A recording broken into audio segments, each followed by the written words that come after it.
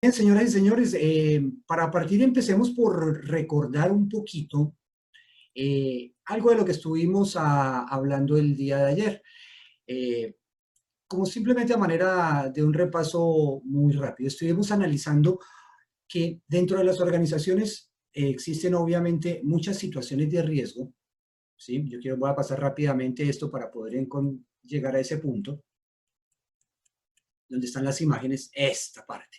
Que existen muchas situaciones de riesgo y que esos riesgos muchas veces no son esos riesgos que pensamos extraordinarios, sino son riesgos del día a día que de alguna manera, y digamos de manera permanente, con alta incidencia, están afectando el bienestar y el desempeño de nuestros colaboradores. Entonces veíamos, por ejemplo, el caso de la sobrecarga laboral, la toma de decisiones en puestos clave que implican jefatura. Veíamos las demandas por exceso de atención en un servicio, como está viviendo todo el sector salud. Lástima que no nos esté acompañando de pronto gente de este sector acá, que ha sido tan golpeado. Lamentablemente, me imagino estarán bastante ocupados. Pues a excepción de nuestra amiga médico, que nos está acompañando, pero otros representantes que estén involucrados dentro del sector salud, es decir, hospitales o clínicas, lamentablemente hoy no nos están acompañando. Veíamos también este componente que muchas veces no lo valoramos en la debida dimensión y el impacto, lo que tiene que ver con las áreas de servicio al cliente y el manejo emocional del cliente y el manejo de las reacciones del cliente, que genera muchas veces en las personas que están a cargo de él altos niveles de estrés. Otra situación que analizábamos era el trabajo de los docentes, un trabajo muy complejo. Yo les decía ayer que yo he tenido la oportunidad de trabajar en varios diagnósticos que se han realizado tanto en colegios públicos y privados, y es sorprendente, eh, sobre todo en la población que lleva obviamente más años vinculada en el sector. Tal vez porque los más jóvenes hasta ahora están entrando en esa dinámica que es un poco compleja. Yo mismo tuve la oportunidad y voluntariamente, mis primeras experiencias como psicólogo, hace ya muchos años, para no asustarlos si no les digo hace cuánto, pero fueron 7 años de trabajo en el sector educativo hasta que yo mismo tomé la decisión, dije, no más. No vuelvo al sector de educativo en preescolar, primaria o secundaria. Me dediqué después a la docencia, pero para adultos, porque es sorprendente el nivel de desgaste que se puede tener cuando uno trabaja como docente. Muy bien, veíamos también que las acciones terapéuticas, cuando hay un contacto directo con el paciente, no solamente desde el punto de vista psicológico como en la imagen, sino lo que estamos viviendo hoy en atención directa de personas en situación de crisis por el deterioro de su salud física. No es nada fácil manejar esa situación y menos en medio de una pandemia. ¿Cuál otra situación analizábamos de riesgo? La que tenía que ver con cargos que implican altísima concentración y la concentración en los detalles. Cualquier descuido puede representar un golpe mortal para la organización o para la operación. Veamos también el caso, otra vez, de las exigencias de carga mental que encontramos en muchas de las labores que realizan, por lo menos en el sector salud. Lo estamos viendo constantemente. Hay una cuestión que nos tiene que preocupar bastante a los que trabajamos de alguna manera prestando nuestros servicios, bien sea directos o indirectos al sector salud, y es que las consecuencias posiblemente de este alto nivel de exigencia que se está viviendo en este momento en el sector posiblemente se va a ver reflejado en el mediano y en el largo plazo. Yo les hablaba ayer, y ustedes lo saben, la mayoría de personas asistentes son psicólogos y tenemos el síndrome de estrés postraumático. Muchas veces está asociado a eventos más críticos o violentos, pero démonos cuenta, esta pandemia nos ha demostrado que tenemos grandes debilidades en la salud mental. Una cosa es lo que estamos viviendo actualmente y otra cosa es lo que vamos a vivir posteriormente. En un tiempo seguramente tendremos mayores niveles de consulta, sobre todo los que trabajan en el área clínica, de personas que han estado vinculadas al sector salud por el impacto emocional que la pandemia ha significado para ellos. Muy bien, ¿cuál otra situación analizábamos de riesgo y que a veces lo analizamos desde la perspectiva del riesgo público? Eh, es el manejo de activos dentro de una organización, el nivel de estrés que puede representar para alguien que maneje altos volúmenes de dinero, operaciones financieras en la empresa, maneje inventarios, maneje almacén, y esa responsabilidad frente a cualquier situación eventual en la cual haya un descuadre frente a una auditoría y demás, no es nada fácil. Y generalmente puede llevar también a que sean personas que están manifestando, como en otros casos, altos niveles de estrés y de ansiedad.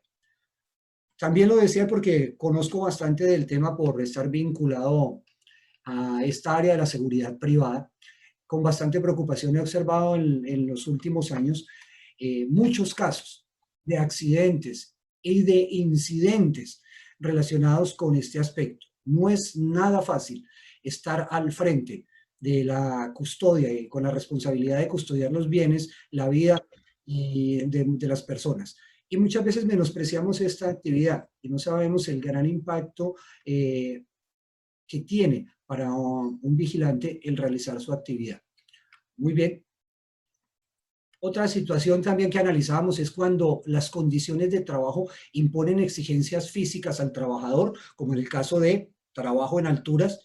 Lo analizábamos ayer y planteábamos un caso de particular, un modelo de evaluación que tiene la firma de consultoría mía, pero a través del cual les daba a conocer la importancia de no centrarse únicamente en el caso de este tipo de trabajadores, alturas, espacios confinados y demás, únicamente en la evaluación física, porque la evaluación física solamente, les decía ayer, nos está dando una partecita de la realidad.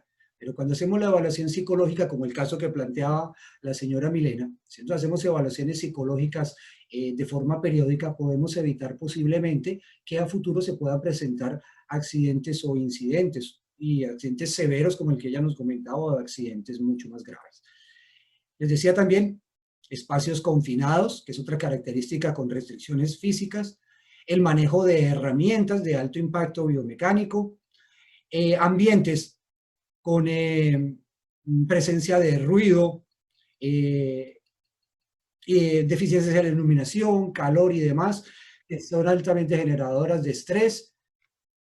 Digamos también el caso de los conductores, y les ponía un ejemplo y les hablaba de cómo hacer una evaluación o un modelo de evaluación profunda, muy diferente a la que se trabaja en los centros de reconocimiento, que tienen otro objetivo y cumplen otra labor, y que desde el ambiente laboral tenemos que evaluar dimensiones muy diferentes, porque este trabajo es altamente estresante, más con las condiciones de movilidad y tránsito que tenemos en el país.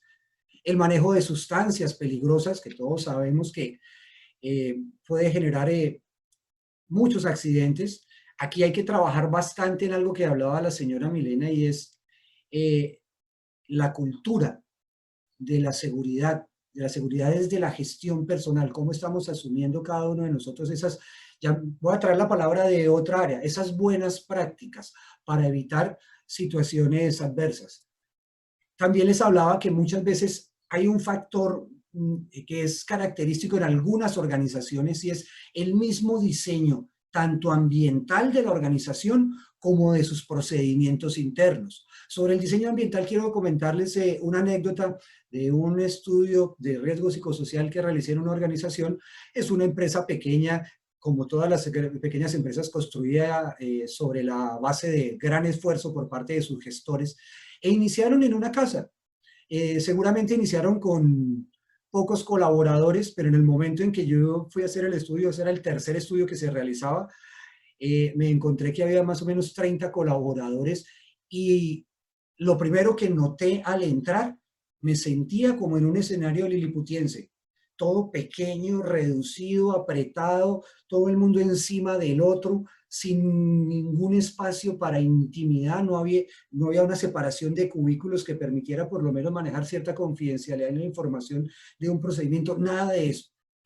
Y obviamente, cuando se aplicó la encuesta, se encontró que en el aspecto de liderazgo y relaciones sociales resaltaba ese aspecto.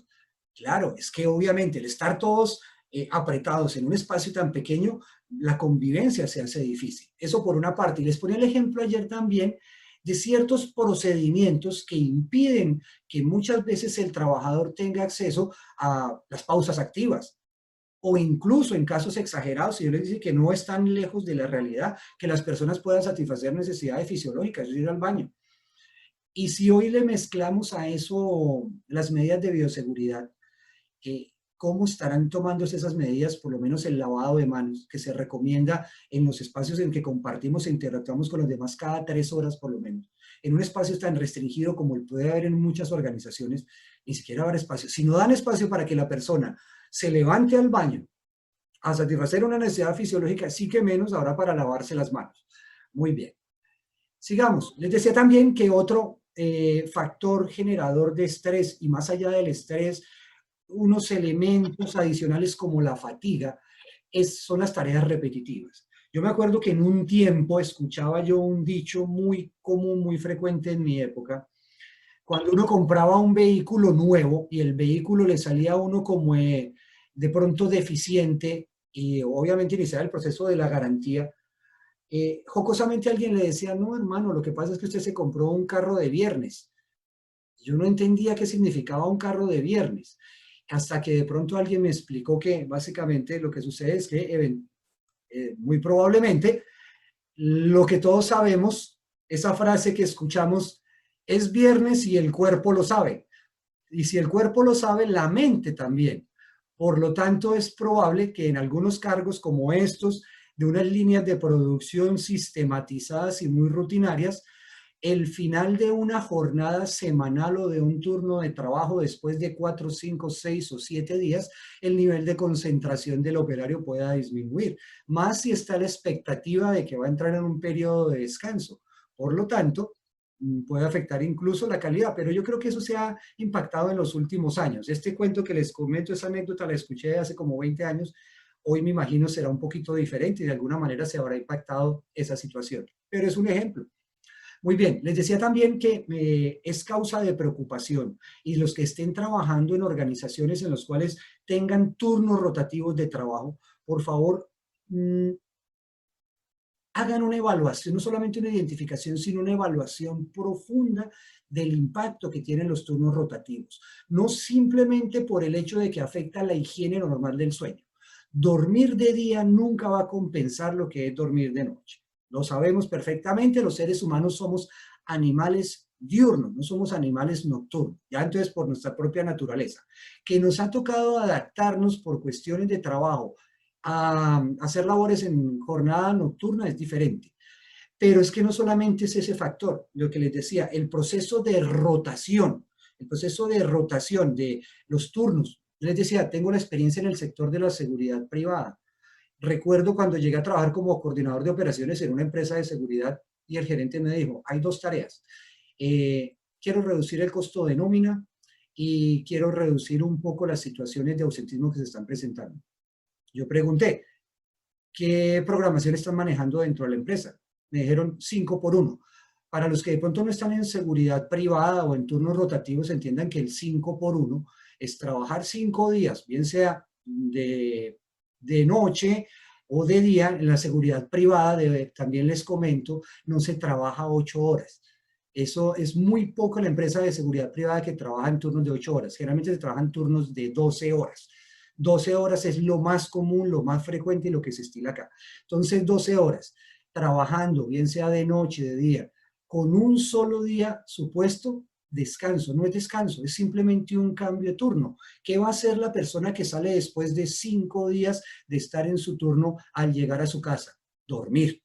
Va a pensar es en dormir simplemente y en descansar. Por lo tanto, toda la interacción familiar y la dinámica familiar se va a ver afectada porque va a haber una ausencia. Puede estar físicamente la persona ahí durmiendo, pero aparte de eso, no hay más. A las 3 de la tarde tiene que levantarse porque a las 6 coge turno y mientras se baña, se alista, come algo y sale para el trabajo. No hizo nada, un cambio de turno. Cuando en el caso que les comentaba de esta organización, también la nómina estaba un poco alta y teníamos unos problemas que se nos estaban volviendo disciplinarios, amén de otras cantidad de problemas que había en la organización. Entonces decidimos cambiar y ser un poquito más humanos y trabajar el 4 por 2. El 4 por 2, que es decir, 2 de día, 2 de noche y 2 de descanso, permite que durante el primer día la persona que está trabajando llegue y gaste ese día en lo que quiere hacer, que es descansar y dormir, pero tiene la oportunidad de interactuar con su familia y no afectar la dinámica familiar en el segundo día y participar de las cosas de la casa, así sea simplemente aguantarse la cantaleta del compañero o la compañera, pero retrotrae, no se sale de esa dinámica familiar. Incluso el 4x2, cuando ya lo miramos de la parte contable, resultó beneficioso para la organización. Pero mucha atención, ojo con las organizaciones, de pronto las que me mencionaban aquí en el sector de centros de contacto. Es probable que tengan turnos rotativos, no sé si trabajan turnos rotativos en la noche, pero hay que hacer la observación constante y hacer las mediciones periódicas, porque esto genera una gran afectación. También lo vemos en el sector salud. En el sector salud, aparte de las condiciones de la pandemia, los turnos son a veces mucho más largos. Los turnos son 24, 36 horas que el profesional tiene que estar presente. Es ahí cuando yo estoy diciendo que las consecuencias de la pandemia, especialmente para los médicos, auxiliares de enfermería, enfermeras, terapeutas respiratorias y demás, la carga de este año y mientras se logra que la vacunación eh, inmunice a una parte de la población y se reduzcan los indicadores, va a ser por lo menos de 6 meses o un año más. 2 años de alto impacto emocional, quién sabe cuántos años de secuelas también emocionales van a tener en estos profesionales. Muy bien, lo que les decía también, la cultura en torno a la protección y al cuidado personal. Creo que a todos los aquí presentes que trabajamos en seguridad y salud en el trabajo es una lucha diaria para que las personas tomen conciencia de la importancia de cuidarse a sí mismos. En el caso que mencionaba la señora Milena, yo quisiera también aportar algo que viví con una organización, porque muchas veces no es solamente la cultura de la persona. ¿Qué pude detectar y me llevó a crear un protocolo de evaluación hace unos años? Un protocolo de evaluación muy particular por solicitud de un cliente. No todas las veces las personas, como en esta imagen, actúan de pronto por descuido. También puede haber un factor que es la intencionalidad. Hasta que yo no hice la especialización, no me di cuenta de algo muy importante, y es que a veces las personas, en casos afortunadamente de pronto dentro, yo lo conozco, excepcionales, generan las condiciones para que se presente un accidente. Y de pronto un accidente menor, porque como ya conocen el sistema y sabe que eventualmente el sistema va a llevar a que si hay una pérdida de capacidad laboral, hay una indemnización. Hay personas que están dispuestas a escenificar e incluso a generar algún tipo de mutilación simplemente por obtener un beneficio económico. Hay que tener mucho cuidado. Precisamente hoy existen, y lo mencionaba la invitada que nos comentó, instrumentos para evaluar cuál es la actitud de las personas frente a la seguridad y contemplan muchos factores psicológicos clave para evitar ese tipo de situaciones o por lo menos para controlarlas. Muy bien, ¿cuál otro riesgo veíamos frente a los elementos de protección personal? Esta realidad lamentable que vivimos en el país. El ejemplo claro, les decía ayer, fue el sector salud, que el año pasado vivió, y todavía lo está viviendo, una crisis porque estaba esa eterna discusión entre quién debía suministrar los elementos de protección personal y la gente trabajando, como vemos, en situación muy, muy precaria. ¿Cuántos de esos profesionales, de esa larga lista de profesionales técnicos en la salud que han fallecido, no habrán adquirido la enfermedad precisamente por no tener los elementos de protección personal? Particularmente, un caso muy personal, un amigo muy querido trabajaba con una clínica aquí en la ciudad de Barranquilla como camillero. No le estaban suministrando los elementos de protección personal y le estaban exigiendo la manipulación dentro del hospital de pacientes y personas fallecidas, y no había los elementos. Él optó por lo más sencillo: yo renuncio, porque yo no voy a exponer mi vida, me siento expuesto cada día, en mi familia están angustiados. Esos ejemplos de lo que él me decía es lo que están viviendo muchos de los profesionales de esta área.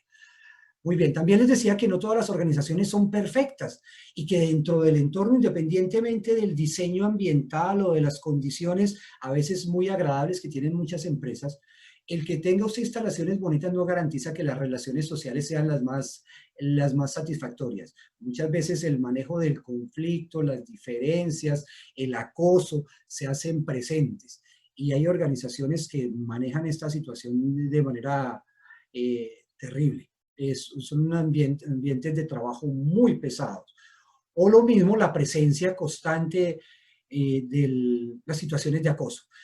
El acoso ha sido, pues yo tengo una experiencia en esta parte y es tan difícil a veces que las personas sientan la confianza, por más de que las instancias legales están creadas, que existen los elementos, que existen los procedimientos, la gente sigue teniendo temor de reportar los casos de acoso laboral y no digamos de pronto de los casos de acoso sexual. Esperemos que eso cambie. Ahí nos toca hacer una tarea grande a todos los que trabajamos en gestión humana y seguridad y salud en el trabajo para que la gente pierda el temor de la denuncia.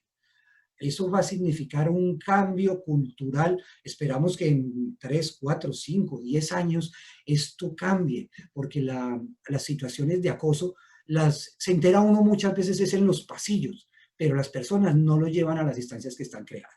Muy bien, entonces eso veíamos ayer y decíamos que para poder evaluar estos riesgos teníamos dos opciones, un proceso que yo les decía que era subjetivo, que era recurrir a todas las fuentes de información interna que tenemos, tanto en el área de seguridad y salud en el trabajo, como en el área de gestión humana o en otras áreas organizacionales. Que no nos limitáramos en nuestro actuar a que siempre teníamos que contar con el respaldo de un psicólogo especialista si nos íbamos a enfocar en el riesgo psicosocial. Y porque de pronto las organizaciones, algunas de ellas, no tienen de pronto el presupuesto necesario en el momento en que nosotros necesitamos la intervención de estos profesionales. Pero si tenemos psicólogos dentro de las organizaciones, hay mucho que actuar, hay mucho que trabajar. Yo sugería básicamente, y recuerdan ustedes que en este proceso hiciéramos algo, de revisar todas esas fuentes de información que analizábamos ayer. Pero les decía, es trabajar sobre este concepto, gestión de riesgo, que nos metamos todos en el concepto del manejo y la gestión del riesgo. Es aplicar el ciclo PHBA para manejar los riesgos, para identificarlos, evaluarlos y poder controlarlos. La idea, y sigo insistiendo en ella, gestión de talento humano y seguridad y salud en el trabajo tienen que trabajar de la mano porque el objetivo de estas dos unidades dentro de una organización es la misma. El bienestar del trabajador, seguridad y salud en el trabajo un poco más enfocada a la salud, pero gestión de talento humano sí específicamente en el bienestar. Entonces no entiendo por qué muchas veces están como divorciadas dentro de las organizaciones. ¿Qué nos toca hacer necesariamente? Aquí hay que trabajar incluso invitando a analistas de otras áreas para que nos ayuden en el procesamiento de la información. La información está en bruto, tenemos una cantidad de información y esa información hay que convertirla en unos datos que sean manejables por las personas que posiblemente no tienen todo el manejo estadístico. Pero la base de esto es hacer el cruce de información. Yo soy un convencido absoluto y los modelos de evaluación mía siempre van a cruzar información que hay en las empresas. Muchas veces cuando me invitan a participar, a que presente una propuesta para la evaluación de riesgo psicosocial, aparte de manejar lo que veremos más adelante de la resolución 2646 y demás, yo solicito a la empresa acceso, de ser posible, a esas fuentes que les nombré antes. Para mí es importantísimo conocer un reporte de ausentismo. Para mí es importante conocer si la empresa ha hecho mediciones de clima organizacional, cuáles han sido los resultados que se han tenido. Y cuando ya tengo la sábana, cuando se ha aplicado la encuesta de riesgo psicosocial, hago los cruces estadísticos necesarios para poder identificar muchas veces relaciones o incluso situaciones de causa-efecto. Una cosa es hacer un análisis correlacional y otro de causa-efecto desde el punto de vista estadístico, pero es porque me preocupa muchísimo que el cliente, en este caso como yo trabajo de manera independiente, que el cliente tenga información parcial. Por eso me gusta tener información mucho más completa para orientarlo adecuadamente en su proceso y en las alternativas de intervención. Pero para eso se necesita esto. Ustedes, como les decía, vuelvo al punto, los que no son especialistas y de pronto no cuentan con el psicólogo especialista de la organización, pero son psicólogos, pueden trabajar con esto de la mano con el técnico o con el profesional en seguridad y salud en el trabajo, integrarse. Y de alguna manera va a servir para que la alta dirección comprenda por fin la importancia de trabajar sobre el bienestar de los trabajadores. Ustedes saben que eso es una lucha diaria que tenemos a veces desde estas áreas en donde nos desempeñamos. Les decía que podemos hacer esa prevención primaria a través de diferentes estrategias de intervención y que partíamos de la articulación. Y que frente al riesgo teníamos varias opciones, pero no las voy a mencionar, voy a pasar rápidamente eso porque lo voy a nombrar más adelante. Pero que era importante, y concluíamos ayer en esta primera parte, para que lo comprendiéramos, porque aquí estamos personas de diferentes áreas, es la mente, es decir, las emociones, la cognición, las actitudes, la personalidad y los rasgos, la que guían el comportamiento, la que guía el comportamiento, ¿sí? Y nuestro cuerpo hacia la acción, y no al contrario. Nuestro cuerpo no reacciona si previamente no se ha generado un proceso mental. Por eso hacía la observación, señoras y señores, que no nos quedáramos, ojalá solamente en la evaluación física, que es muy importante, la evaluación médica, pero la cual solo me toma el 50% de la información para tomar una decisión. Yo necesito complementar con las evaluaciones psicológicas focalizadas en el riesgo. Muy bien, hoy vamos a trabajar esa segunda parte de cómo rápidamente vamos a revisar el proceso objetivo. Aquí muchos lo conocen, pero también otras personas de pronto no lo han conocido. Aquí voy a buscar la participación nuevamente de las personas. Entonces hablamos de la batería de riesgo psicosocial con la resolución 2646. Una primera aclaración para quienes no están metidos de lleno y no son especialistas en el área de seguridad y salud en el trabajo. Cuando nosotros hablamos de batería, muchas veces se indaga en el mercado y la gente, uno le pregunta a las personas, ¿han adelantado los estudios de riesgo psicosocial en sus organizaciones? Entonces la gente que no conoce profundamente dicen, sí, ya aplicaron la batería. Ah, bueno, muéstrenme qué aplicaron de la batería. Y le muestran solamente a uno una de las actividades de la batería, es decir, la encuesta. La encuesta. Entonces, lo primero que tenemos que hablar es semántico, pero también es práctico. Cuando en psicología se habla de una batería, se habla de la suma o la utilización de varios instrumentos independientes para hacer una valoración. ¿Listo? Esa batería, como dice, fue diseñada por el Estado. Entonces, la batería se compone básicamente de dos elementos grandes. Una encuesta, que es la más común, la que hemos visto nosotros, que se compone de 4 elementos fundamentales: una ficha de identificación sociodemográfica, un cuestionario para evaluar los riesgos intralaborales, los propios de la organización, una para evaluar el riesgo extralaboral, las condiciones del trabajador y su entorno particular, y un cuestionario para la evaluación del estrés. Eso es lo que generalmente llamamos la encuesta. Pero adicionalmente, en forma secuencial, de acuerdo a lo que nos arroja la encuesta, nosotros podemos obtener y profundizar o llegar a la causa raíz de muchos factores de riesgo psicosocial si desarrollamos las otras opciones que nos da la batería: los grupos focales, las entrevistas semiestructuradas y los análisis de puesto de trabajo. Esos tienen una aplicación muy particular. Esto sobre todo, me disculpan los colegas que son especialistas, dirán, pero eso ya lo sé. Pero tengamos en cuenta que en el auditorio hay personas que no tienen esta formación, pero que tienen que conocer qué es lo que hacemos nosotros con esa evaluación. Aquí vamos a trabajar en eso. Entonces, recordemos que la batería mide a unos factores intralaborales. Son 4 factores: liderazgo y relaciones sociales, control del trabajo, recompensas y demandas del trabajo. Y que cada una de esos dominios se compone de unas dimensiones. En total son 19 dimensiones que la encuestica en físico o aplicada en vía web o en línea maneja un formato de 123 preguntas o uno de 97, dependiendo del cargo que vaya a desempeñar el trabajador. ¿Listo?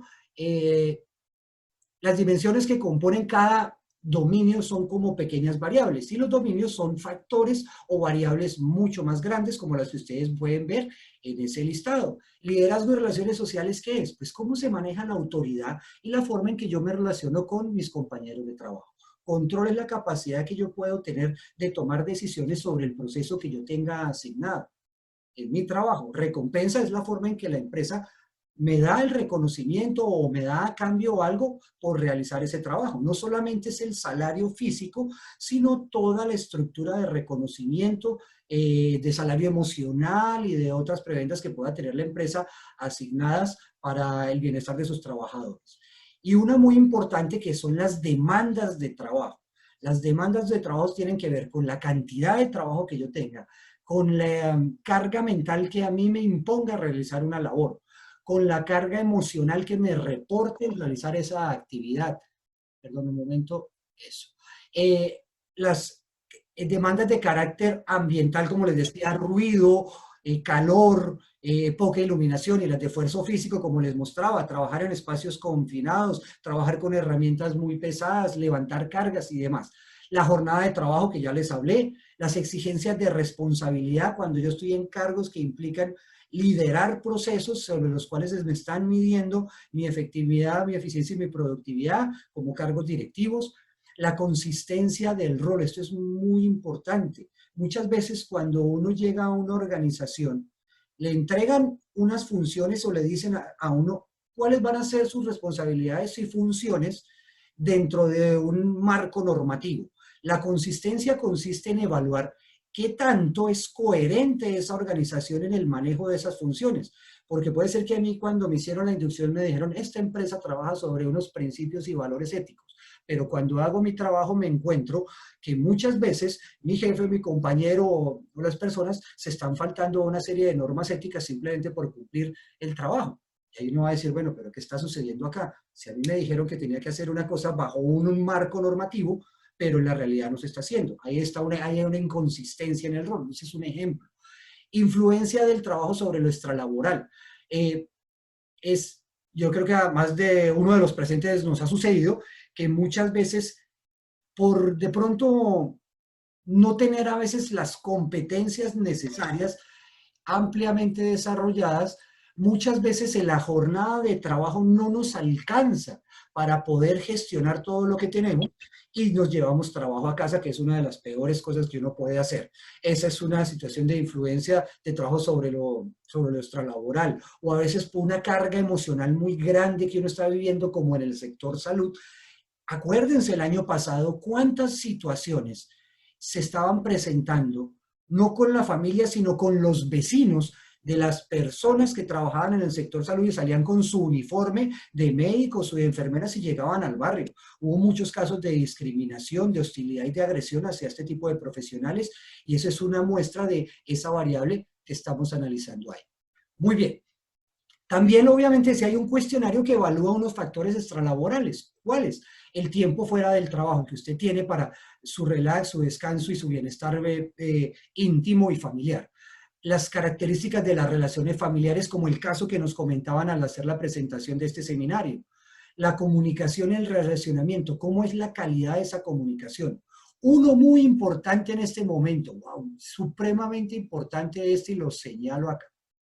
Esta situación económica familiar en este momento, disculpe que mis rayones sean tan malos, la situación económica familiar en este momento es un factor que yo sí considero que si hacemos la aplicación, si nosotros hicimos una aplicación de la encuesta, la simple encuesta, en marzo de 2020 o antes de marzo de 2020 y no la hemos hecho ahora y la hacemos en este momento, seguramente este factor va a salir como un factor de riesgo alto, porque en las familias se han vivido los recortes salariales, los despidos, las quiebras de los negocios, sobre todo en la parte comercial, que mucha gente vive de eso. La informalidad ha sido terriblemente afectada. ¿Qué otro factor? Características de vivienda del entorno. ¿Influye? Claro que sí. La influencia extralaboral en el trabajo. Todos esos patrones culturales. Tuve oportunidad alguna vez de participar en alguna empresa, tal vez está participando acá como invitado, pero se hacía mucho énfasis cuando, previo a los carnavales, se hacía como una toma de conciencia de disfrutar sanamente el carnaval para que el trabajo no se viera afectado. Porque obviamente si de pronto yo voy a consumir alcohol y me voy a parrandear y llego a trabajar y trabajo en turnos rotativos, de pronto salí, rumbié y tomé trago el día anterior y entro a un turno de trabajo, todavía con la influencia del alcohol, porque no se ha eliminado, solamente con dormir no se elimina, pues me estoy exponiendo, obviamente, a un accidente, más si voy a manipular máquinas o herramientas complejas. Muy bien. Y uno muy importante, uy, este sí, yo en Bogotá he visto muchos casos asociados a esta variable, desplazamiento trabajo a la casa y viceversa. Pues Barranquilla plantea un reto un poco menor en esto si la persona o el trabajador vive dentro del área metropolitana, pero cuando vive fuera del área metropolitana, esto se convierte en un factor muchas veces adverso para la organización. Muy bien. El estrés, la evaluación del estrés evalúa unos síntomas fisiológicos, de comportamiento, intelectuales y laborales y unos psicoemocionales, a través de un cuestionario de 31 preguntas. Esto lo hago para, sobre todo para las personas que no conocían de pronto profundamente el instrumento. Muy bien. También recogemos una serie de datos sociodemográficos, salariales, contractuales y del cargo y de formación de cada persona.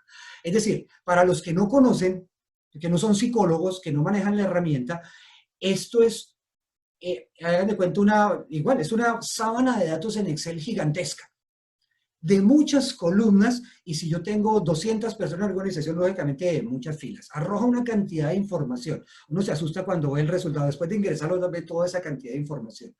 Pero lo agradable o lo interesante y lo que hace un buen profesional entrenado con conciencia es hacer los cruces de la información, es cruzar, por decir algo, un dato sociodemográfico con un factor de riesgo al detalle como es una dimensión y ver cuál es el comportamiento de esas variables. Ahí es donde está la esencia del estudio.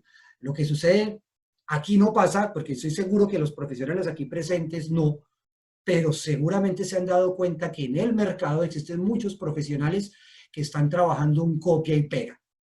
Y lamentablemente ellos están dañando la percepción que el empresario tiene de este estudio, porque no están haciendo los análisis profundos de información, no hacen los cruces, simplemente de pronto ofrecen una opción muy económica, hacen un estudio chapucero, utilizan un formato que ya está prediseñado, a veces ni le cambian el nombre de la empresa anterior y uno logra identificar que es un copia y pega porque le aparece el nombre de otra empresa en el estudio que le entregan a uno, no, en fin. Pero el verdadero profesional en psicología especialista, que conoce a profundidad la herramienta, lo que aprovecha es el cruce de toda esa información, vuelvo y repito, para brindarle información muy coherente al cliente. Muy bien, entonces les decía que una vez hacemos eso, es decir, aplicamos la encuesta, entramos en el proceso de evaluación y valoración de los riesgos. Entonces, la encuesta, para los que no la conocen, maneja un semáforo de los niveles de riesgo, que va desde el riesgo muy alto, pasa por el riesgo alto, riesgo medio, riesgo bajo, y una categoría que es sin riesgo. Cada dominio, cada dimensión, cada variable del estudio me va a arrojar un resultado que está dentro de estas 5 condiciones. Muy bien. Ahora bien, yo quiero compartir acá. Acá necesito la participación de las personas que están. No se me vayan a dormir. Por favor, compañeros, aquí hay profesionales excelentes con amplísima experiencia. Por lo tanto, quiero que participen. Y de pronto aquellas personas que no tienen el manejo, también pueden participar porque es muy sencillo. Esto no es nada raro, esto no es ninguna... no necesita estar uno, prepararse en la NASA para poder entender una simple gráfica como esta. Aquí vemos este caso. ¿Quién se anima a hacerme esta interpretación sobre el riesgo psicosocial general de una organización? ¿Qué indica eso de acuerdo al semáforo? Por favor, alguien que comparte y pierda la timidez. No necesidad de que prenda la cámara, hable, simplemente abra el micrófono. Compártanos su experiencia y díganos. No hay necesidad de compartir experiencia. Esa gráfica, para el que maneja estadística básica, es muy diciente. Recuerden el semáforo. Lo rojo es lo más grave, lo azul es lo más leve. ¿Alguien que comparta la interpretación, por favor? ¿Qué indica esa gráfica? Hombre, no me dejen solo. Quiero que participen. Julia, que te veo ahí en el audio. Perdón, en el video. Julia, ¿qué te dice a ti esa gráfica?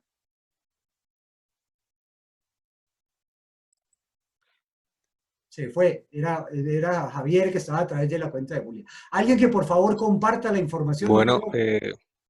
de pronto la interpretación sería que más del 45% Eso. de la población está en un riesgo alto.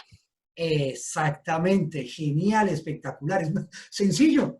Fácil, uno ve en rojo 26%, en naranja 21%, y si le sumamos, ojo, porque yo creo que aquí comparten mi opinión los especialistas y psicólogos que están en sala, que tenemos un 47, un 59% de riesgo. Realmente, y es la primera invitación que yo hago de pronto, y yo lanzo esto porque es el estilo propio con que yo trabajo.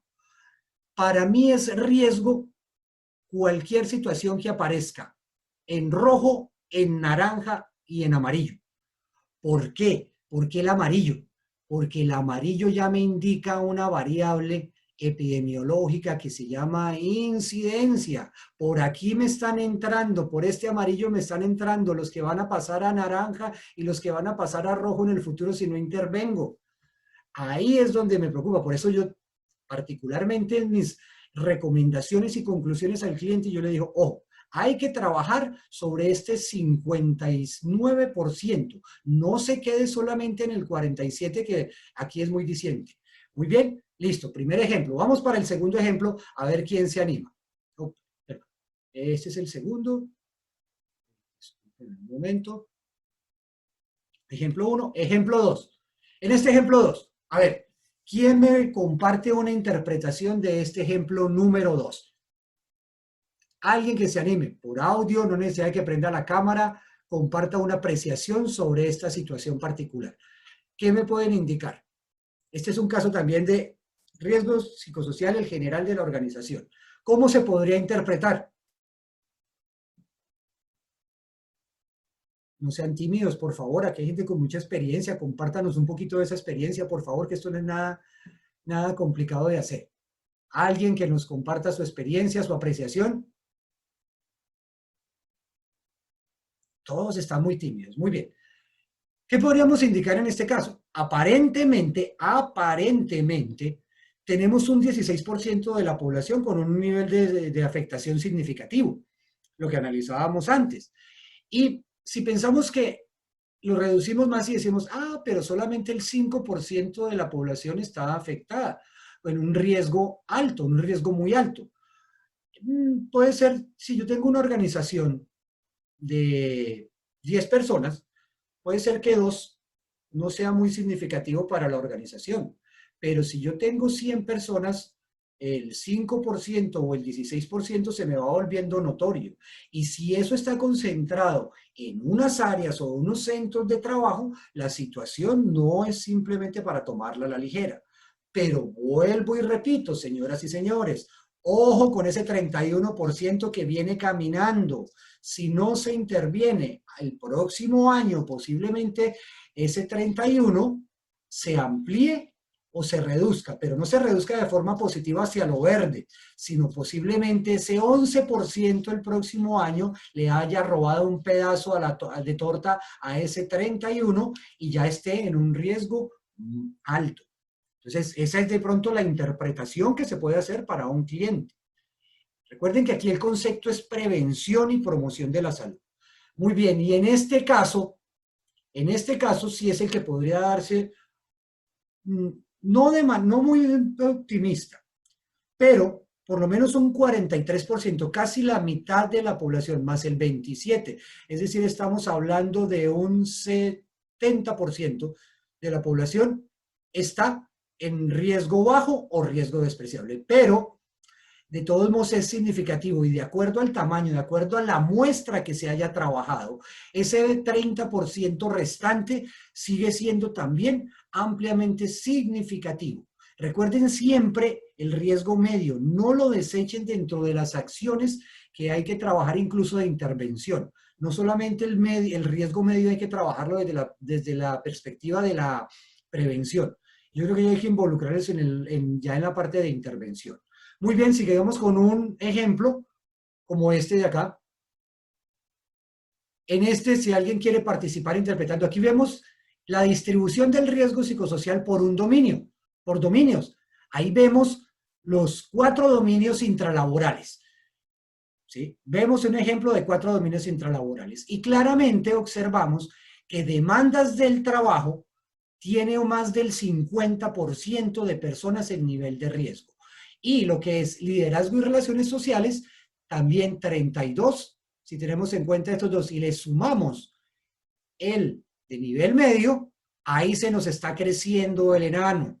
Esa es la interpretación que podemos hacer rápida sobre esa situación.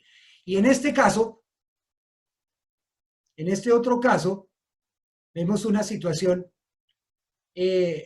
un poco similar a la anterior, ¿sí? Pero aquí ya los riesgos están más medio, mira el medio en 21, medio en 21, medio en 18 y medio en 11. En este último caso en recompensas, ¿qué nos indica? Aquí la gente se siente de pronto afectada por algo, por alguna situación social en la organización. Se siente afectada por la demanda y las condiciones de trabajo. Menos afectada porque al parecer manifiestan autonomía en el proceso y en el seguimiento de sus tareas y se sienten satisfechos, relativamente satisfechos con las estrategias de compensación que tiene la organización. Ese puede ser un análisis rápido. Muy bien. Y en este sexto ejemplo, ¿a alguien se atrevería a hacer el análisis? Una dimensión específica, que estamos hablando de la dimensión demandas de trabajo. ¿Qué indica esto? Acuérdense que demandas de trabajo es todo lo que tiene que ver con la carga física, ambiental, horas, turnos y demás. En este caso, señoras y señores, simplemente céntrense en los rojos, naranja y amarillos. Y podríamos decir, wow, esta organización tiene un perfil de riesgo muy alto por las demandas de trabajo. Implica un proceso de intervención profundo porque los riesgos los riesgos medios, alto y muy alto son ampliamente significativos en la mayoría de estas dimensiones. Listo. Esa era la primera, esa sería la interpretación más sencilla y más rápida. Muy bien.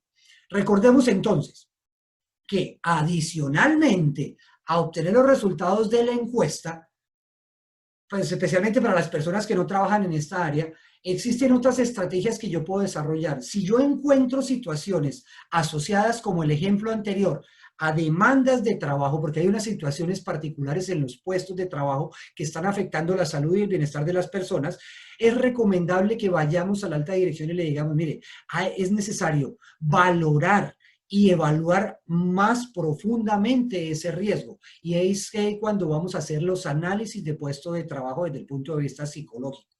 Los análisis de puestos se utilizan precisamente para profundizar sobre las demandas del trabajo. Si lo que sucede es que yo tengo situaciones de alto riesgo en lo que tiene que ver con el control de trabajo y autonomía que tienen los colaboradores, entonces puedo utilizar una estrategia adicional de profundización adicional a la encuesta, que es el de aplicar las entrevistas semiestructuradas para obtener una información más consistente y poder tener, lo que les digo, un diseño más coherente de las estrategias de intervención.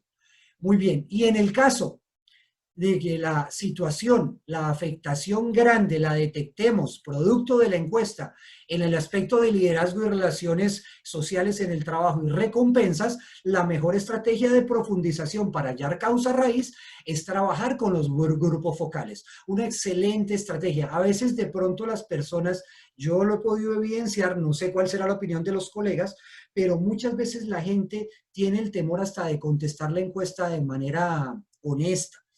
Les da miedo. Les da miedo a pesar de que uno esté garantizándole la confidencialidad del instrumento.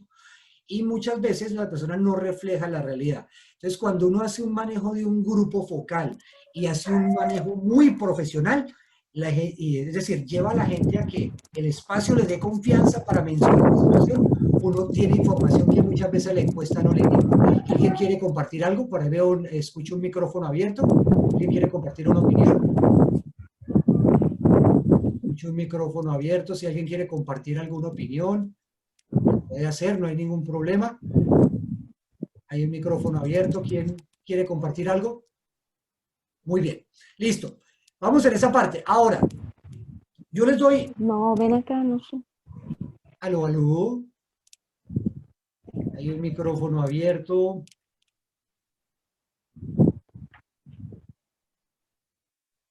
Ya parece que se solucionó. Perfecto.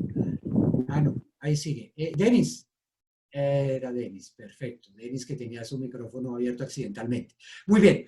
Yo trabajo y aplico un principio para poder orientar a mis clientes cuando les estoy presentando resultados. Es muy sencillo, parte de un principio. Si la sumatoria de los riesgos, el rojo, recuerden que es muy alto, naranja es alto y amarillo es medio, es superior al 40%, le digo yo a la persona, ojo, intervenga inmediatamente. Si la sumatoria de riesgo muy alto, alto y medio es menor al 40%, no se quede dormido, prevenga.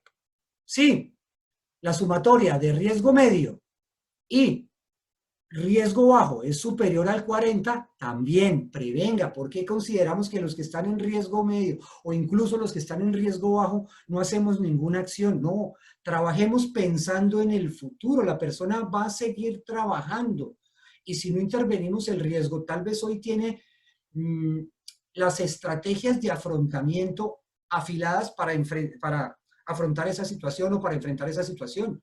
Pero recuerden que el comportamiento humano es variable. No todas las veces tenemos el mismo nivel de rendimiento. Lo vemos claramente en el fútbol. A veces uno ve que Lionel Messi sale y juega pésimamente, que James juega muy mal, como otras ocasiones juega muy bien. Entonces, muchas veces cuando no jugamos adecuadamente o cuando jugamos bien es porque estamos muy atentos, muy alerta, estamos en nuestro biorritmo en un buen momento. Pero eso no quiere decir que a futuro yo pueda enfrentarme a una situación compleja y que se vea afectada la situación emocional. Y si la situación es que la sumatoria de los de riesgo bajo más los que manifiestan no tener ningún riesgo o riesgo despreciable, la recomendación es mantener. ¿Y mantener qué? Pues factores protectores. Seguramente en este último caso, señoras y señores, si yo tengo que la mayoría o gran parte de mi población, superior al 40%, me está manifestando que no existen factores de riesgo, porque más del 40% de la población me dice que está en riesgo bajo o sin riesgo, es porque hay factores en la organización que hay que cuidar y que hay que mantener porque son protectores del bienestar. Entonces nosotros tenemos que hacer una custodia, tenemos que ser como los vigilantes de esos procesos protectores y sancionatorios o intervenir sobre los que están generando riesgo. Entonces, este es un criterio particular, personal, propio, que yo utilizo a partir de mi experiencia. Habrá personas que tal vez utilicen otro criterio, eso es libre, cada cual interpreta, pero esta es una forma en la cual darle a entender la dinámica particular después de haber aplicado toda la encuesta. Ahora, señores, ¿en qué vamos a hablar en esta otra parte que nos queda? La intervención de los riesgos psicosociales en las organizaciones. A partir de la resolución 2404 de 2019. Es importante entender, antes de todo, que el Estado nos suministró todas las herramientas, así como nos suministró la 2646 para inicialmente con la encuesta, la cual pues no pretendo yo ser crítico de ella, tiene un alcance, es una prueba confiable, es una prueba muy bien diseñada. Obviamente no es la prueba perfecta y se puede complementar con otros instrumentos, claro que sí, pero realmente tenemos esa gran ventaja de contar con un grupo de técnicos, científicos y expertos que nos dieron los elementos necesarios para poder trabajar. Entonces aprovechémosla, saquémosle el jugo al máximo. Recuerden siempre mi invitación, llegar a la causa raíz. Es ahí donde debemos llegar nosotros para poder actuar y aplicar lo que está en la resolución 2404, que básicamente nos está dando las pautas para trabajar sobre esas situaciones. Recordemos un poco dos conceptos que hoy debido a la pandemia nos los han machacado constantemente, que vienen del área de la epidemiología, pero que aquí también aplican. Incidencia, que significa casos nuevos detectados o sospechosos, porque mientras no los confirme no puedo hablar de prevalencia. La incidencia es cuando yo detecto situaciones o casos nuevos. Y la prevalencia, cuando ya tengo los casos confirmados. Estos dos criterios son necesarios porque más adelante, en la aplicación de las técnicas de intervención, vamos a necesitar tener muy claramente, a partir de nuestro diagnóstico, cuál es la incidencia y cuál es la prevalencia de esos factores. Acuérdense que ya identificamos Ya evaluamos, estamos es valorando. Previo a la intervención yo tengo que valorar. ¿Listo? Muy bien. Y tengo que tener en cuenta que si yo tengo una alta incidencia, ¿qué es lo que tengo que hacer? ¿Cuál es la acción correspondiente si yo tengo incidencia? Se me están presentando muchos casos nuevos de situaciones de estrés que me están manifestando mis trabajadores. Entonces, tengo que hacer prevención e intervención primaria. Básicamente, controlar e indagar cuáles son esos factores de riesgo en el entorno que están causando esa situación. Y si mi nivel, si mis indicadores son de prevalencia, es decir, me está aumentando el número de casos, ya me pasó de los casos detectados, me está creciendo, me toca trabajar directamente sobre la persona, enseñarle a manejar esos factores de riesgo. Ojo que hay una diferencia grande. De pronto nuestra compañera que es médico conoce muy bien estos temas y los maneja a la perfección porque ellos son los que nos apoyan muchísimo en las estrategias de intervención. Es importantísimo la presencia del médico especialista y a veces desde la parte de psicología nos cuesta trabajo llevar esto al día a día. ¿Cómo hacemos para trabajar? Porque es diferente trabajar sobre algo que tiene una manifestación física que trabajar sobre algo que tiene una manifestación comportamental. Son dos situaciones diferentes y nos plantea un reto muy grande a los psicólogos, pero debemos utilizar estos principios para hacer un trabajo acertado. Bien, entonces, disculpen, pasamos a esta parte. Recordemos que las acciones, ¿sí?, a tener en cuenta, de acuerdo a esas valoraciones, hacer intervención primaria, hacer prevención primaria, secundaria o terciaria. Recordemos, simplemente, la acción primaria va en que busca disminuir la presencia de la enfermedad controlando los factores de riesgo en el entorno. Y la prevención secundaria, ¿sí?, busca es impactar la prevalencia de la enfermedad reduciendo su evolución. Es como lo que se hace frente al COVID. Esa estrategia PRAS que nos vienen diciendo en este momento, rompamos la cadena de contagio. Ahí estamos hablando de prevención secundaria. Y la prevención terciaria es que una vez que nosotros tenemos detectado que hay una situación endémica que nos está afectando a nuestra población y mientras hacemos el control efectivo de los factores de riesgo, es posible que haya muchas personas que nos estén generando sobre todo incapacidades e incapacidades crónicas. Recuerden que las incapacidades mayores a 30 días no solamente impactan el ausentismo, en el cronograma, en el reporte de ausentismo y de productividad de la organización. Recuerden que también impactan desde el punto de vista psicosocial. ¿Por qué? Yo no sé si a ustedes les ha sucedido que cuando una persona regresa de una incapacidad superior a 30 días, hay algo en su mente que cambia totalmente y el proceso de readaptación otra vez a su trabajo es muy difícil y llega muchas veces con una actitud muy negativa frente a su trabajo, la organización y el ambiente. Eso es muy frecuente. Entonces, precisamente, si trabajamos la prevención primaria y la secundaria, nos vamos a evitar esta terciaria que a veces es complicada. Muy bien. El siguiente aspecto es intervención. Ojo que una cosa es prevenir y otra cosa es intervenir, nos lo dice claramente la resolución 2404. La intervención primaria, tenemos que intervenir los factores de riesgo presentes en el entorno, detectados, debidamente identificados, evaluados y valorados. Y la intervención secundaria es que nosotros le brindemos a las personas las herramientas para manejo. Y aquí es donde hay un cambio grande. Y aquí es donde nos ha costado trabajo, lo digo desde mi perspectiva, convencer a las empresas de que los psicólogos, independientemente de que sean especialistas, debemos trabajar en el desarrollo de acciones concretas, no solamente grupales, no, individuales. Tenemos que trabajar sobre la acción individual. Individual. Las acciones grupales son muy buenas, pero muchas veces es una estrategia que hemos agotado. Las capacitaciones, talleres, charlas y demás, la gente muchas veces ya no logramos la efectividad en esos procesos porque la gente está cansada. Al año tiene un plan de formación, más las acciones de seguridad y salud en el trabajo, más las de ambiental, más las del sistema de gestión de calidad. Saturamos de actividades de formación grupal a las personas, de manera que cuando vamos a tratar de trabajar sobre los factores psicosociales, nos encontramos con una actitud muchas veces de rechazo por parte de la gente, de apatía, de aburrimiento. Por eso hay que repensar nuevamente cómo trabajamos también desde el individuo. Y existen muchas opciones, o cómo llegar a través de diferentes canales. Entonces, lo primero que tenemos que recordar también es que si se detectan situaciones de riesgo como las que mencionábamos antes, superiores al 40%, no dejemos de activar inmediatamente el sistema de vigilancia epidemiológica.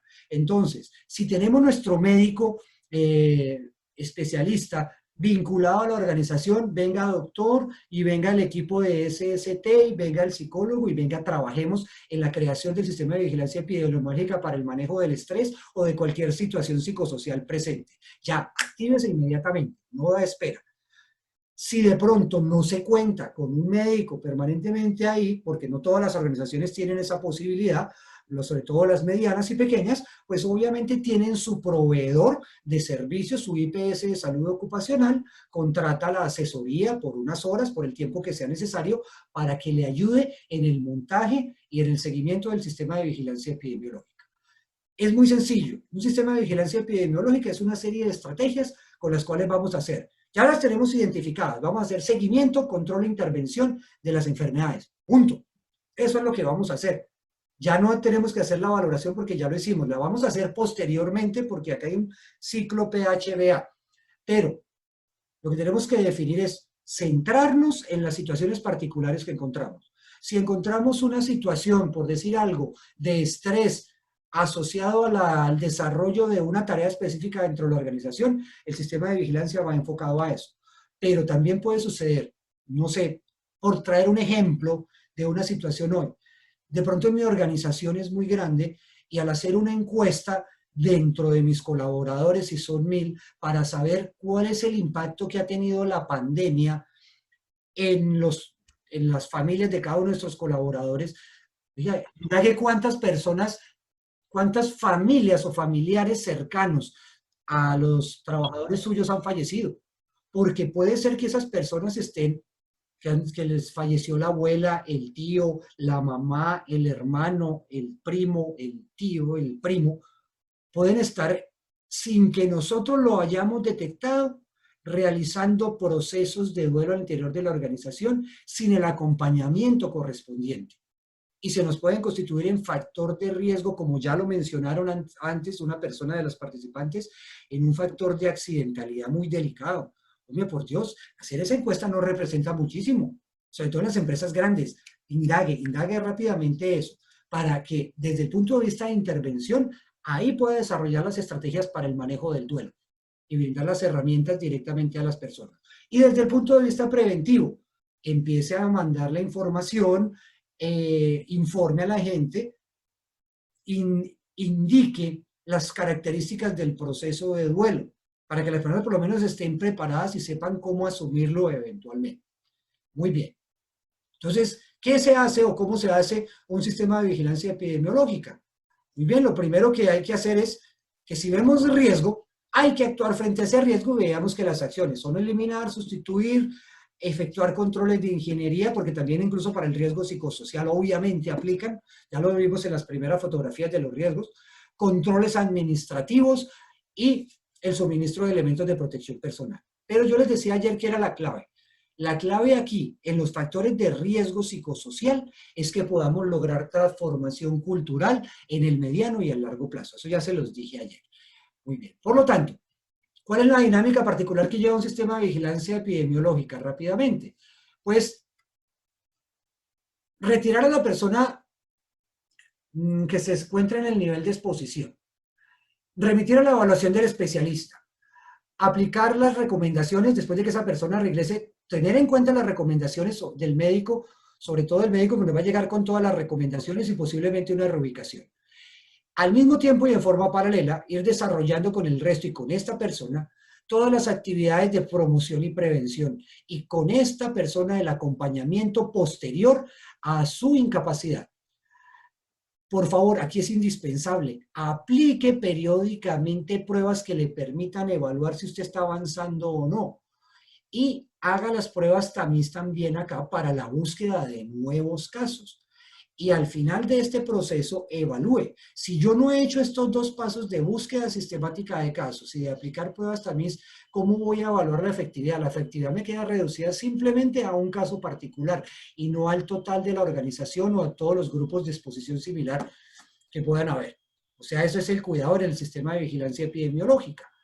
¿Y cómo se tiene que orientar ese sistema? Se establecen cuáles son las metas, a dónde voy a llegar, cuáles son las actividades que voy a realizar. Voy a revisar constantemente cuáles son los resultados que está teniendo la intervención. Cada proceso de intervención, igual que si son por capacitación grupal o por estrategias diferentes, tiene que ser evaluada. No dejen de evaluar ninguna de esas estrategias porque aporta para corregir o de redefinir el rumbo del sistema. Revise el impacto que tienen los controles administrativos y de ingeniería e incluso cómo están asumiendo el uso de los elementos de protección personal. Ajuste esos indicadores sobre la marcha y obviamente realice las auditorías al proceso, porque es la única manera de medir si realmente yo estoy impactando lo que debo impactar a profundidad. Muy bien. Siguiente paso, obviamente, después de que tenga el sistema de vigilancia epidemiológica activado para los casos que sean relevantes. Recuerden ese criterio que les di del 40, puede usted utilizar si quiere el 50, yo les recomiendo el 50, no esperen a que le llegue al 60. Entre 40 y 50% de incidencia de un riesgo, empiece a trabajar en el sistema de vigilancia epidemiológica. Muy bien. La resolución 2404, obviamente, para las personas que la conocen y para las que no, nos brinda todas las herramientas. Nos brinda 14 guías. 14 guías con todo. Nos están indicando con plastilina qué es lo que debemos hacer. Y sin embargo, todavía no nos hemos puesto en la tarea de realizar mucho de lo que aparece ahí. Este es un cuadro de resumen, señores. Dice, usted puede desarrollar una serie de actividades y acciones generales. ¿Cuántas nos propone? Nos entrega el ministerio. 34 acciones. Mira, no nos está entregando una, nos está diciendo usted puede hacer 34 acciones. Esas acciones van a cubrir acciones de promoción de la salud y de los factores protectores. ¿Se acuerdan que los mencionábamos antes? Las cosas que tenga positivas en la organización, tratemos de protegerlas. Intervengamos, nos da también las acciones para intervenir sobre los factores de riesgo dentro de esas 34 acciones. Y nos da las acciones para prevenir los efectos. O sea, si solamente nos vamos por aplicar las acciones generales, tenemos bastante trabajo, tenemos suficiente material y tenemos bastante que hacer. También la gran ventaja es que la 2404, para los que no la conocían, estoy hablando de las personas que están en otras áreas y de pronto porque no están en salud mental, pero ya lo saben hoy, tiene diseñado estrategias de intervención por cada sector productivo, por lo menos por sectores productivos amplios. Aquí hay personas que vienen del área de los centros de contacto, o sea que están dentro de esta categoría, perdón, me devuelvo un momento, de salud y servicios. Creo que están presentes también personas, del sector público no hay, pero lo importante, si usted, en el caso que les digo que yo tengo un manejo y experiencia y clientes en el sector de la seguridad privada. Para los que no conocen, la seguridad privada en el país se rige a través de una entidad que está adscrita al Ministerio de Defensa, que es la Superintendencia de Vigilancia. Por lo tanto, en el caso de trabajar la intervención para todo el talento humano de la seguridad privada, se hace recurriendo a las estrategias y protocolos que nos sugiere en este caso para el sector defensa. Sector educación, tiene todo, aquí hay mucho que trabajar. Sector financiero, sector transporte, o sea, los protocolos están ahí diseñados. Y fuera de eso, la 2404 nos entrega las guías para que intervengamos sobre situaciones particulares de deterioro de salud mental. Miren, estrés agudo, estrés postraumático, depresión, síndrome de Burnout del quemado, manejo de duelo, acoso laboral, propensión al consumo de sustancias psicoactivas. ¿Alguien se le abrió el micrófono? ¿Alguien quiere participar o se le abrió accidentalmente el micrófono? Ok, muy bien. O sea, las herramientas están dadas. Un ejemplo que yo traigo directamente de la resolución es este.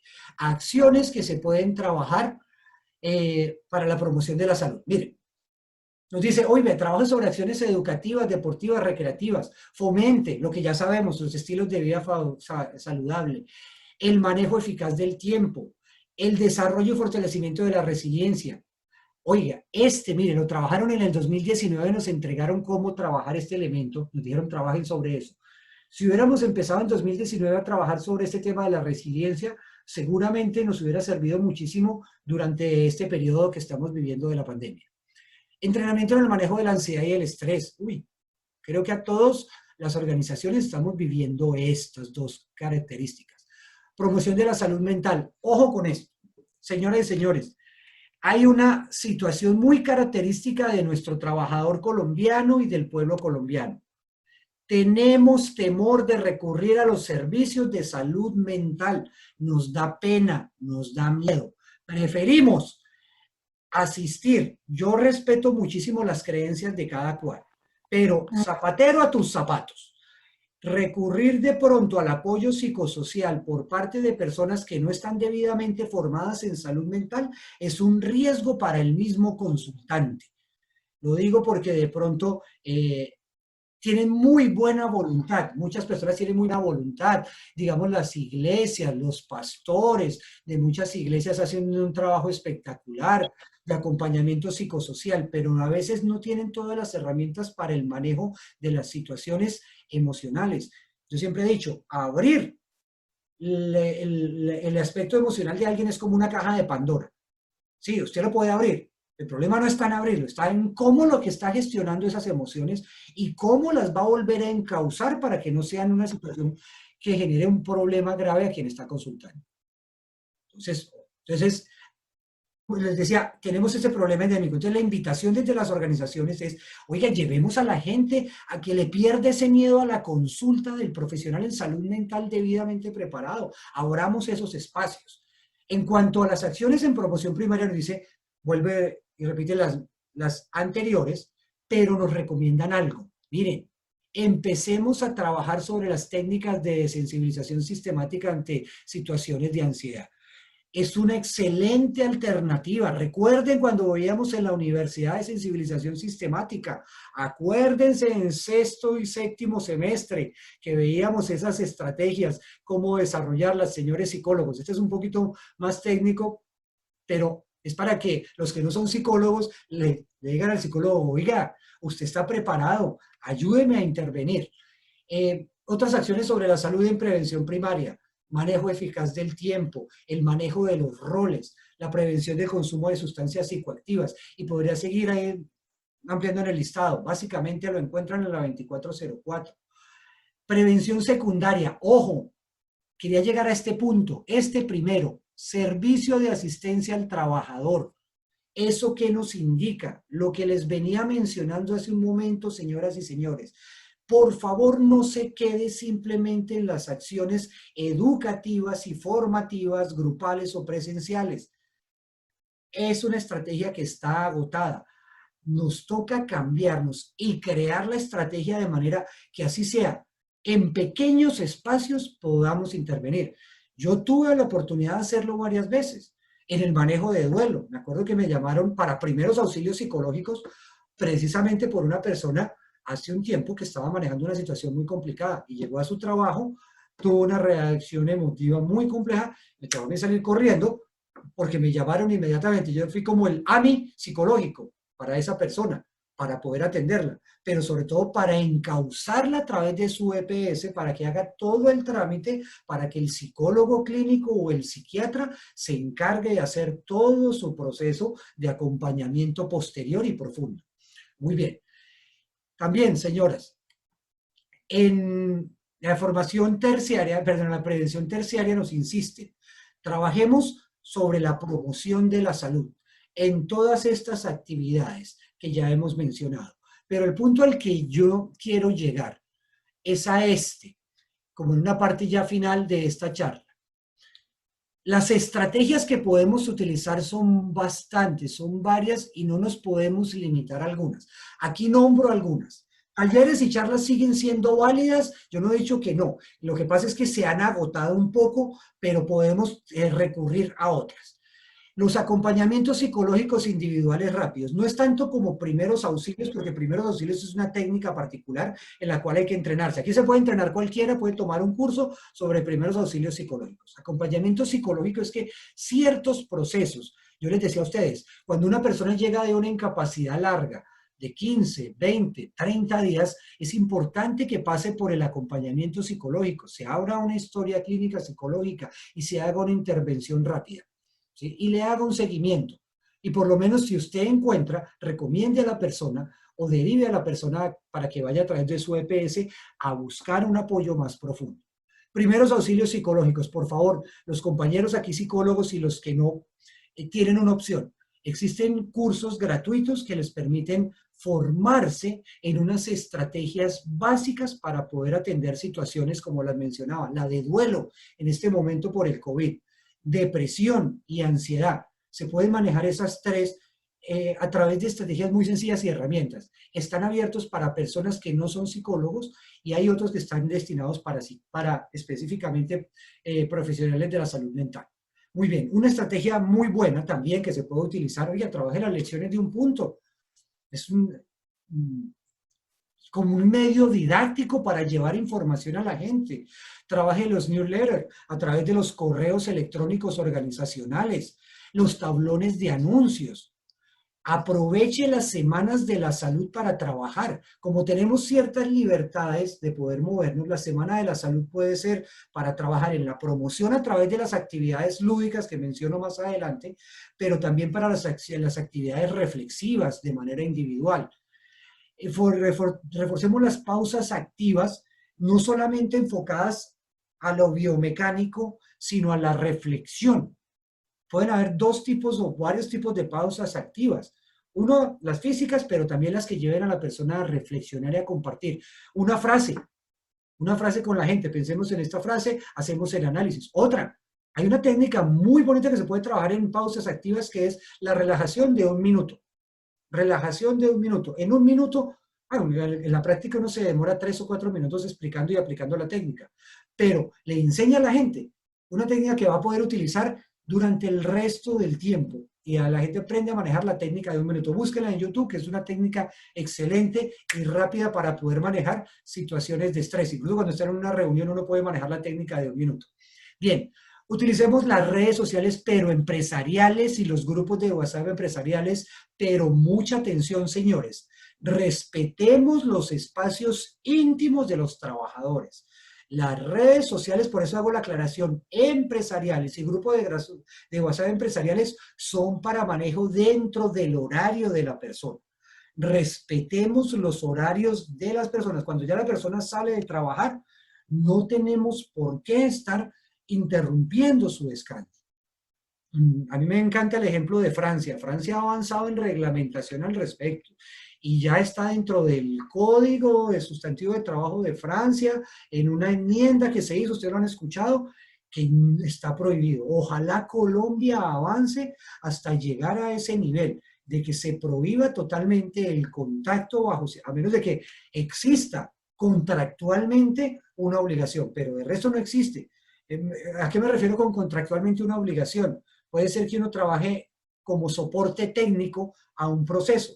Obviamente yo voy a estar sometido a una jornada y eventualmente en forma periódica, por pequeños periodos, tendré que estar disponible para contestar cualquier consulta de la organización durante unas horas de mi descanso. Pero eso está establecido previamente en un contrato. Pero si no está establecido en un contrato, que yo tengo esa disponibilidad, no tienen por qué llegarme mensajes solicitándome información cuando yo ya he salido de trabajar, porque eso es invadir el espacio privado al cual tiene todo derecho, todo el derecho del trabajador. Incluso ya hay sentencias de las altas cortes sobre este tema. Muy bien, creemos una estrategia, así como manejamos las estrategias internas de las líneas de reporte de acoso laboral o sexual. ¿Por qué no podemos crear alguna línea o chat de apoyo psicosocial? Si nos da pena ir a hablar con el psicólogo o la psicóloga porque, ay, qué pena ir a hablarle de mi vida privada, pues entonces cree uno que sea más anónimo. Búsquese la estrategia. Las empresas que tienen un amplio desarrollo tecnológico como las de centros de contacto pueden desarrollar eventualmente sobre esa misma plataforma o la plataforma tecnológica de la organización un chat de apoyo psicosocial para que la gente pueda acceder durante la jornada buscando una ayuda. Busquemos otras estrategias. Yo siempre digo, la gente le encantan los videos, pero para efectos de entretenimiento. Pero para efectos didácticos muchas veces tenemos rechazo. Hay que crear el video didáctico. Los videos se pueden enviar a través de esas redes sociales en los horarios de trabajo de nuestra gente, pero con un contenido realmente que le aporte algo valioso, esos tips, esas recomendaciones. Lo mismo podemos utilizar los podcasts. Y no descartemos acompañar e invitar a la gente al asistir a través de su EPS que acceda a los servicios de salud mental. Es muy importante. Si más de una persona hubiera accedido hace un tiempo a los servicios de salud mental, quién sabe cuántos casos de violencia intrafamiliar o incluso de feminicidios hubieran podido evitar en el último año. Pero como nunca, como nos da pena porque nadie nos guía, nadie nos da la confianza o nadie nos invita a conocer esos servicios, entonces ahí vemos las consecuencias. Señoras y señores, este era el tema que quería hablar con ustedes el día de hoy, complementario de intervención. Considero que es muchísimo, muchísimo el área de trabajo y lo que tenemos que trabajar. No es nada fácil, hay bastante por abordar, hay mucho que trabajar. Recomendaciones que voy a retomar nuevamente de lo que ya he venido hablando.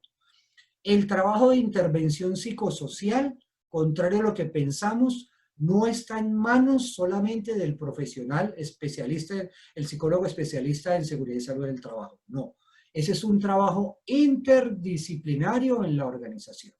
Si la organización no cuenta con los servicios del psicólogo especialista, tiene un valioso recurso en el psicólogo que todavía no es especialista, porque se puede avanzar. Ayer les dije, en el proceso de identificación primario de riesgos, el proceso subjetivo, hay mucha información sobre la cual podemos trabajar. Y el desarrollo de las estrategias de intervención que están en la 2404, en ninguna parte de la ley me está diciendo que simplemente las puede desarrollar el psicólogo especialista. No. Cualquier psicólogo está en capacidad de poder diseñar y aplicar estas estrategias de intervención. Obviamente, algunas sí están limitadas por la norma a que sean bajo supervisión o con acompañamiento del especialista, pero muchas otras no. O sea que mi invitación a todos esos psicólogos, no los especialistas, sino los psicólogos que están acá presentes, o a los que vienen de muchas veces que no son psicólogos, pero saben que en la empresa hay un psicólogo, oigan, aprovechen ese talento. Hay mucho que trabajar. Por favor, si no hizo la evaluación de riesgo psicosocial el año anterior, pero sí, si la hizo antes de marzo del año 2020, es el momento para que la haga. Y se va a dar cuenta que seguramente esa encuesta de riesgo psicosocial 2019 le va a servir simplemente como un indicador comparativo, nada más. Usted se va a sorprender lo que va a encontrar en esta encuesta 2021, porque recoge toda la carga emocional que ha sido esta pandemia y esta emergencia sanitaria. Por favor, no den más tiempo, no atrasen más tomar esa decisión. No podemos estar en el aplace y en el espere, mañana, y es que no, ya, estas acciones no dan espera, nos estamos demorando demasiado en intervenir. Y el llamado de atención, en la circular 064, emitida en el 2020 en el estado de emergencia, el Estado nos dijo, hay que intervenir. Sí, que la encuesta de riesgo psicosocial en un momento se habilitó y se dio la autorización para trabajar en línea, pero si usted lee correctamente la circular, dice, hacer la identificación y diseñar las estrategias de intervención. Y todavía no lo estamos haciendo. ¿Qué estamos esperando?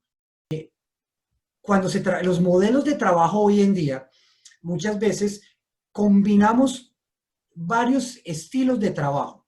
Las personas jóvenes, las personas, llamémosla adultos maduros, y las personas que pueden estar ya de pronto por encima de los 50 años, no son tercera edad, pero ya son adultos más maduros. Nos vamos a encontrar con tres estilos sociales muy diferentes. A mí me preocupa algo que usted mencionó, los estilos de oficina abierta, donde estén esta población, sobre todo millennials, que son tan sociables, tan sociales. Yo decía, miércoles, y cuando volvamos a reactivarnos nuevamente, pero sigan vigente las medidas de bioseguridad, ¿cómo va a ser ese comportamiento? Yo aprecio una situación, la traigo de otro espacio para explicarla acá. Yo asisto al gimnasio y veo que sobre todo las personas más jóvenes, tanto entrenadores como clientes del gimnasio, llegan al gimnasio y todavía en medio de esta situación se están saludando de besito y de abrazo. Y a mí eso me enerva. ¿Cómo es posible? No, es que son jóvenes, sí, pueden ser jóvenes o viejos, eso es irresponsable en este momento Claro. mantener ese comportamiento. Entonces, el que nos volvamos a reactivar otra vez de manera presencial como lo está haciendo el sector educativo y volvamos otra vez a trabajar en nuestros espacios, implica que las medidas de bioseguridad y los protocolos tienen que continuar. Y ese manejo de oficinas abiertas, esa parte de relacionamiento social que estábamos acostumbrados, hay que tomar conciencia. Porque todavía el hecho de que se vacune una parte de la población no quiere decir que el problema haya desaparecido. El riesgo está latente, ¿sí? Entonces, y además esos espacios muchas veces que están juntos, que todos trabajamos en el mismo sitio sin ningún tipo de separación, eso tiene muchas implicaciones. Lo que usted comentaba, señora Marta, ese síndrome, yo creo que todos aquí los psicólogos hemos tenido que afrontar en algún momento desde la gestión de talento humano, el síndrome de domingo por la tarde, que se refleja generalmente el lunes. Eso no es un mito, es una realidad. Y los síndromes post vacaciones, post incapacidad, se los dije, cuando una persona llega de una incapacidad, y en este caso, como plantea la señora Marta, que llega la persona después de un año de no estar en su organización, si no nos ponemos a trabajar en una estrategia la primera semana cuando regresen, wow, ahí se nos pueden formar una serie de situaciones bien complejas. O sea, trabajemos en prevención desde el mismo teletrabajo, desde antes. La persona se va a integrar en una semana. Miércoles va a empezar a hacer énfasis en la educación, en la formación, en los talleres, en la conciencia, para que cuando lleguen al menos haya cierta conducta preventiva, estén más alerta o estén un poquito más preparados, porque la situación no es fácil por este cambio que vamos a tener en la reactivación. Y quería invitarlos también a algo. Todavía tenemos un espacio, estamos planeando con mi colega Roque Herrera, en un próximo seminario para hablar de teletrabajo, de todas estas situaciones, pero desde la perspectiva del teletrabajo, porque va a ser algo que va a estar vigente todavía durante un tiempo grande, va a estar el teletrabajo o el trabajo en casa, y es necesario abordarlo también, analizarlo desde la perspectiva de los riesgos. Muy bien. También quería decirles y compartirles algo. A sus correos electrónicos llegará en los próximos días, mañana o el viernes, una encuesta para que puedan evaluar tanto el contenido como el evaluador de este seminario. Y también, lógicamente, queremos mantener un contacto más cercano con ustedes. Próximamente estaremos trabajando en un modelo de comunicación a través de correo electrónico, donde estaremos informando a ustedes como pioneros, como los primeros en esto, sobre las actividades que vamos a desarrollar en capacitación e información. Obviamente, están abiertos los canales para que ustedes se puedan comunicar con nosotros en cualquier momento. Conocen nuestra línea de atención al cliente, nuestra línea telefónica, el 320-323-6090. Ya se lo digo, es que se me olvida. El 323-369-0499. Nuestro correo electrónico leocap@bpoprofessionalservice, professional con doble s.com. Estamos ahí disponibles. Les agradecemos muchísimo por su participación, su colaboración, su interés. Esperamos que esto sea realmente, este mensaje que estamos transmitiendo hoy llegue a las organizaciones. Y seguramente en poco tiempo estaremos en contacto nuevamente. No sé, Roque, si tienes algo que agregar, que compartir para cierre de este seminario.